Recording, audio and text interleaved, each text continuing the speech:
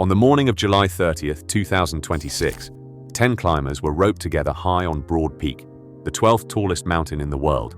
They came from 6 countries. Some were elite guides who'd spent their whole lives on these slopes. One was an American on her very first climb this high. Within a few seconds, all 10 of them were gone, carried most of a vertical mile down the face. It was the deadliest avalanche in high-altitude climbing in over a decade, and almost no one else was still on that mountain to see it happen. That last part is the thing I can't get past. By the end of July, Broad Peak was basically deserted. The big commercial teams had packed up their tents and walked out days earlier. The people who know that mountain better than anyone alive had looked at the snow and quietly decided it wasn't worth dying for. And into that empty mountain, loaded and waiting, one team kept climbing. The man leading them was, by almost any measure you want to use, the most famous mountaineer alive. His name was Nirmal Purja, though most people knew him as Nims or Nimsdai. If you've watched anything at all about the high mountains in the last few years, you've seen him. He's the one who, back in 2019, climbed all 14 of the world's 8,000-meter peaks in a single push. Not over a career, not over a decade, but in 189 days. The old record for that stood at almost 8 years. Nims did it in about 6 months, then made a Netflix film about it called 14 Peaks, and became the face of a whole era of Himalayan climbing. Before any of that, he'd been a soldier, a Gurkha first, and then a member of the British Special Boat Service, which is about as elite as military units get anywhere in the world. He came to serious mountaineering late, in his 30s, which is almost unheard of, and then proceeded to rewrite what people thought a human body could survive up in the death zone. In 2021, he co-led the first team ever to stand on top of K2 in the dead of winter, something climbers had been trying and failing to do for decades. He was 43 years old that summer, and he was chasing something even bigger than anything he'd already done. Here's the part that genuinely stopped me when I read it. Broad Peak wasn't even supposed to be on his schedule. The plan for that trip to Pakistan was a completely different mountain, Gasherbrum II. Broad Peak got added almost as an afterthought, and it got added because of the math.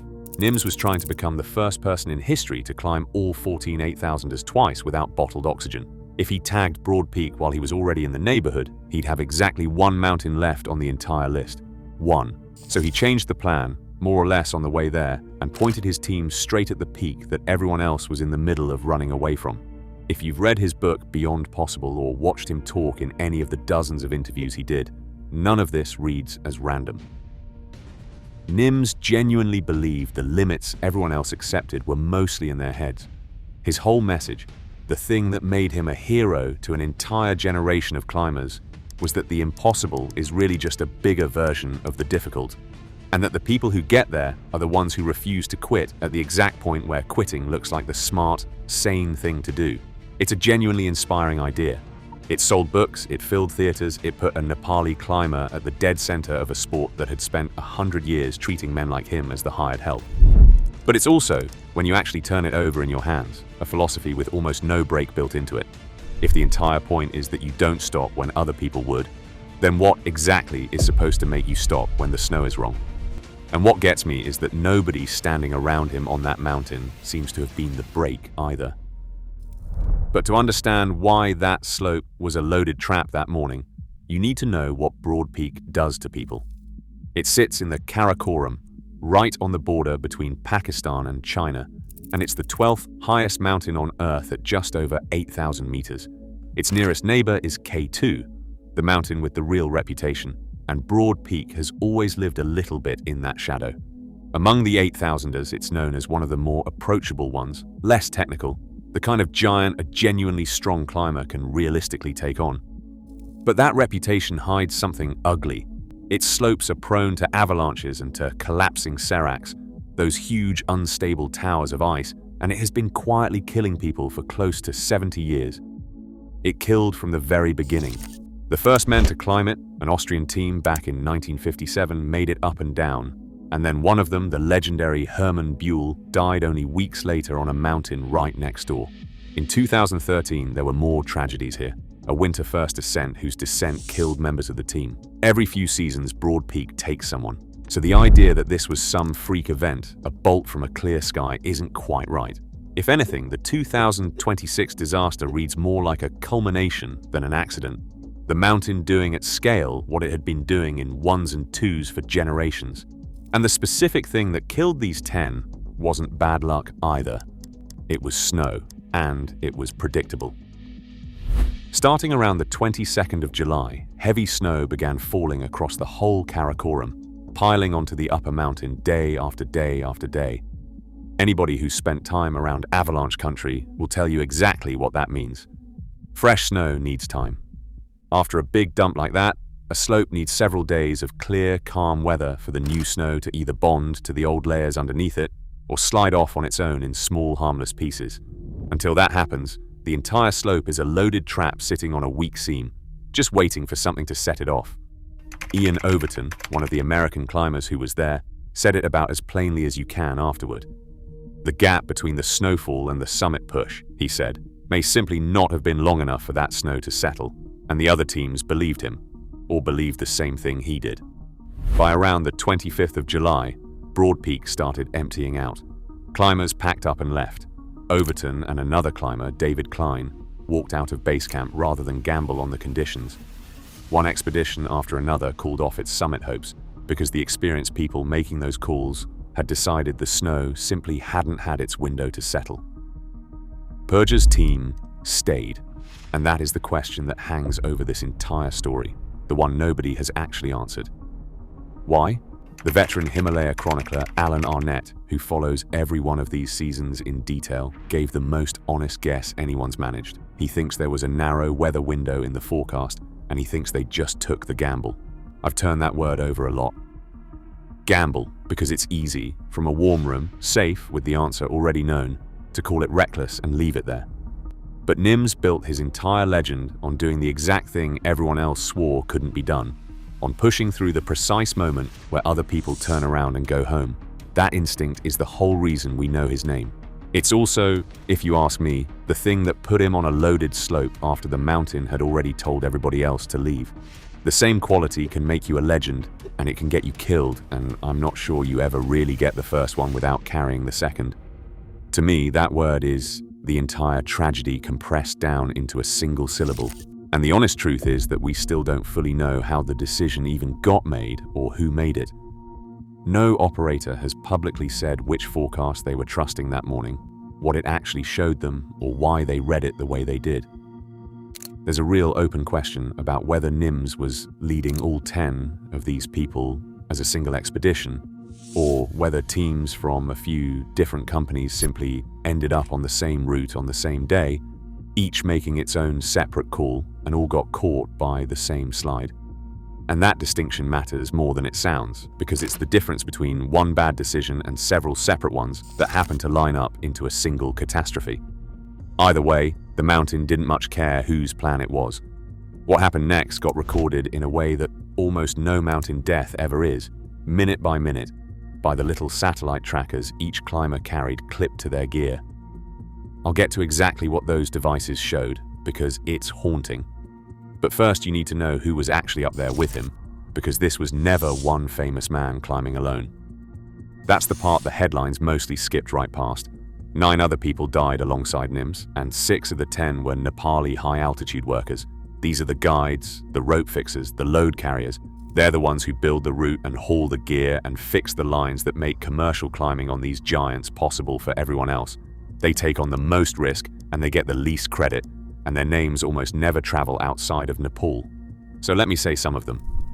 Nawang Thindu Sherpa was still only in his late 20s and had already stood on the summits of 5 different 8,000ers, Everest and Lhotse and Makalu among them. Gyalgen Sherpa, who everyone called Gyalu, came from Okhaldhunga and had been guiding for the better part of a decade.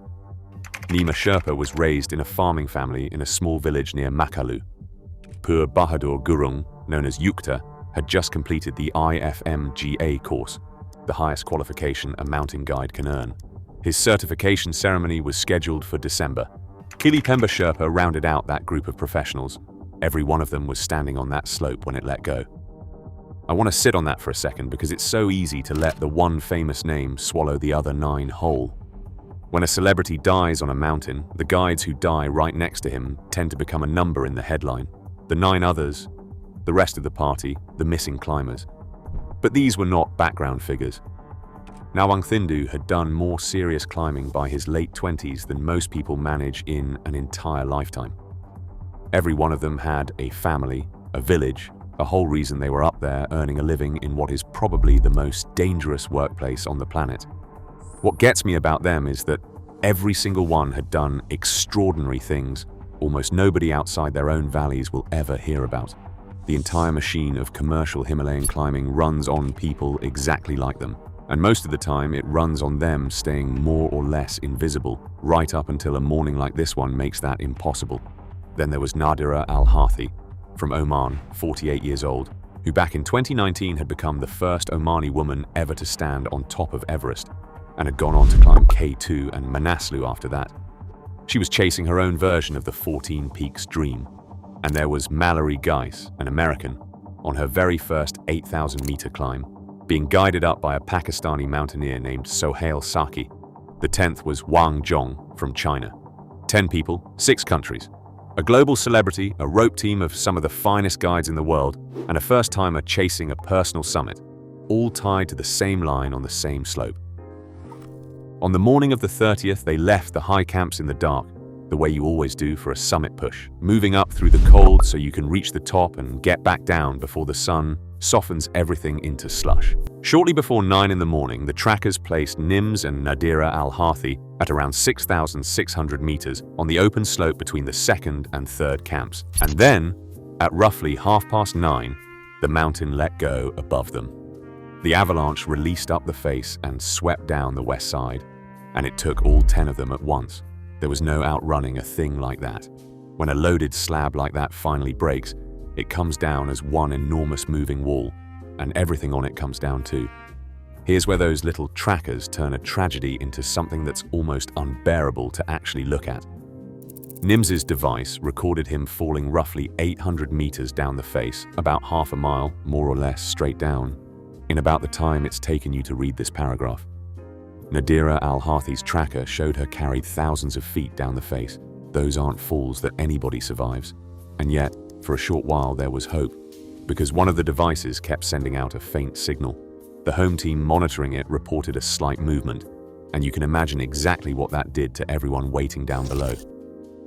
Maybe one of them made it. But when the experts looked harder at the data, the answer turned out to be worse than no signal at all. The movement wasn't a person. It was the tracker itself, buried under the snow, its position drifting on the map as the satellites lost and found a device that was never going to move again on its own. In a strange way, that's almost the cruelest detail in the whole thing. The same technology that let everyone below watch these 10 people fall, in real time, to the meter, also handed the families one last flicker of maybe before it took even that away. I keep coming back to that flicker, and how quietly it got extinguished. What happened after that is, honestly, the part of this whole story that gives me something to actually hold on to. Because the mountaineering world did not leave them up there. The Alpine Club of Pakistan pulled together a recovery. 2 helicopters went up carrying local climbing legends, Sirbaz Khan and Sherzad Karim, to fly search runs across the face with oxygen and gear. Drones went up to spot the bodies against the snow. Elite Nepali climbers, including Mingma G and Mingma David Sherpa, flew in specifically to help bring people down by hand. And here's the detail that gets me the most out of everything I read. Over on K2, right next door, other expeditions were in the middle of their own summit pushes, the exact thing they had trained and paid and traveled across the planet to do. They abandoned them. They came down off their own mountain to help recover strangers off of Broad Peak. Mingma David, asked about flying into those conditions, said simply that the weather was completely against them, that he knew the risks, and that he would try his best anyway. It took days, and even then it couldn't be finished. The first bodies came off near base camp on the 31st of July. Nims and 3 others were found lower down, at around 5,700 meters on the 2nd of August, and flown out towards Skardu, but some of them could not be brought home at all. Nawang Thindu Sherpa, the young guide with 5 8,000ers already behind him, came to rest high up, above 6,000 meters in terrain far too dangerous to reach. Sohail Saki, the guide who'd been leading the American climber, was never located. By around the 6th of August, the teams had done everything the mountain would let them do, and they had to stop. Analysts called it the deadliest avalanche in high-altitude climbing in more than a decade, and it pried open the argument the sport keeps having with itself and keeps refusing to actually settle. Modern Himalayan climbing has become a race for records and for what you might honestly call collectible summits. This list and that list. First to do this, fastest to do that, most peaks in a season. And the fear, said out loud by climbers in the days after, is that the chase pushes even the very best people in the world to accept conditions they'd have flatly refused in a quieter time. One Nepali climber, Lakpa Sherpa, wrote that the mountains he grew up on used to be frozen solid, and that they melt far more now, loosening everything, and that you simply cannot take that kind of risk with the weather anymore. He took the post down later. That doesn't make him wrong. I keep coming back to the shape of the whole thing. 10 people from 6 different countries roped together on an empty mountain that everyone else had already given up on and walked away from, gone in the length of a single breath. A man one summit away from a record no human being had ever touched, and right beside him a group of guides whose names most of the world will never bother to learn, and a woman on her first real climb. They didn't die because they weren't good enough. Most of them were as good as anyone who has ever done this.